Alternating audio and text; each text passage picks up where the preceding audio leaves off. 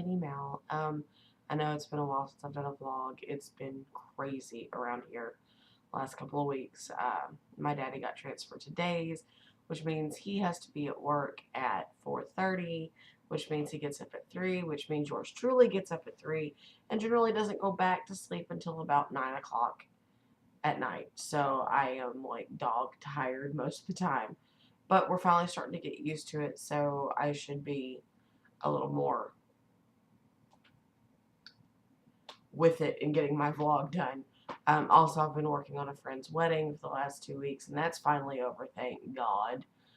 Don't get me wrong, I was very honored. I was the matron of honor, and it was beautiful, but they are so vanilla that they make vanilla ice cream look spicy. I mean, it's seriously vanilla. But anyway, I got asked by a friend of mine, Cajun Angel, to talk about how do you introduce the subject of kink to somebody you're dating, getting intimate with, whatever, who is vanilla and not really into the kink. Um, it's kind of a touchy subject. Some people are totally open to it. Um, Others, you mention anything outside of like missionary or, maybe doggy style. You introduce anything like pulling hair, spanking, biting, pinching, that whole thing, and they tend to run the other way. Um, Really, the only advice that I can give is to go slowly. You know, drop little hints here and there or whatever and see what their reaction is. Gauge their reaction to it. Like, say you're watching CSI and one of the episodes with, I can't think of her name, the mistress on it. I really wish I could think of her name. Anyway, I'll probably think about it at 3 o'clock in the morning. Um, but watch one of those episodes with them and kind of gauge their reaction to that. Are they completely creeped out by it? Are they kind of intrigued by it?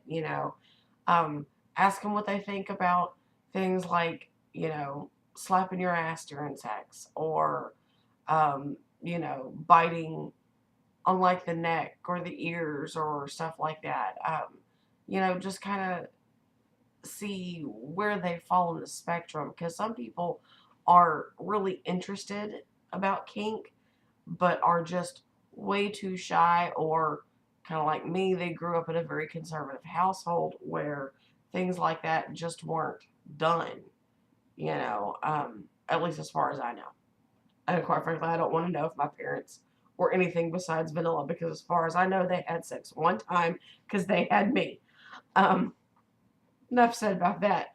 But, you just have to take baby steps. Don't, come out to him and go, hey, I am into daddy, baby girl. I am a full-fledged submissive. I want you to flog me and spank me and whip me with a crop and tie me up and gag me and bend me over and pull my hair and, call me a dirty slut or something like that.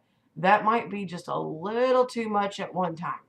And that that would overwhelm anybody at once, and that definitely will send them running the other way.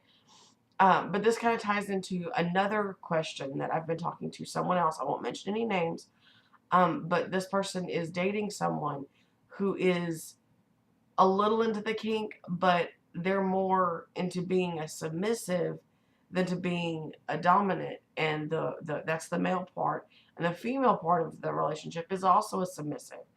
And she's not sure what to do because, they're both submissives and he doesn't really do what she needs as far as the kink world goes.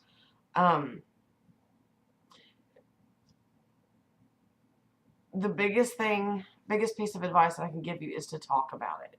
Um, and not just to stay with someone because they're a nice guy. I did that for 4 years and everybody ended up getting hurt because he was a nice guy, but he just really couldn't give me what I needed as far as my kink side went. And as much as I tried to suppress that and push it away and ignore it, it kept creeping back up and creeping back into my life until I finally realized that, hey, I can't live without this side of myself. You can't just shut it off. Well, most people can't just shut it off. I mean, some people are lucky enough that they can do that, but like me, being a baby girl and being a submissive, it's integral to who I am and how I function. So you really have to be true to yourself, and you need to step back and look and make a list of pros and cons.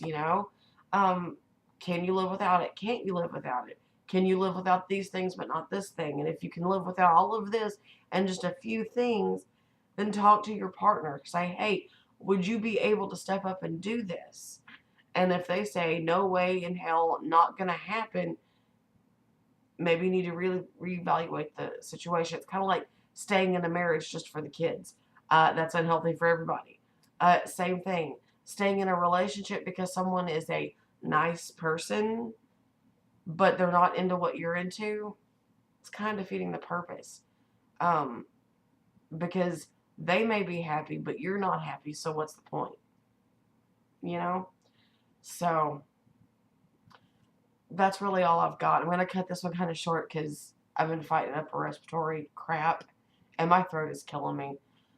Plus, added on to all of this stuff, my 10-year-old's about to start school again, which, while I am immensely happy about, I also realize that my little baby's not a little baby anymore. Plus, Daddy and I have a serious case of baby fever, and I know 4 people who are pregnant, 2 that just had babies, and I can't get pregnant to save my life.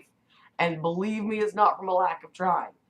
Um, so that's just kind of gotten me all out of sorts. But I promise, either later this week or next week, I will have another vlog. I'm going to try to get my daddy to do one, but seeing as he gets home at 6 p.m. and is in bed by 8, it's a little difficult. So, but on his next set of days off, I'm going to ask him if he'll do another one. So I will talk to y'all later. Remember, rate, comment, subscribe down there.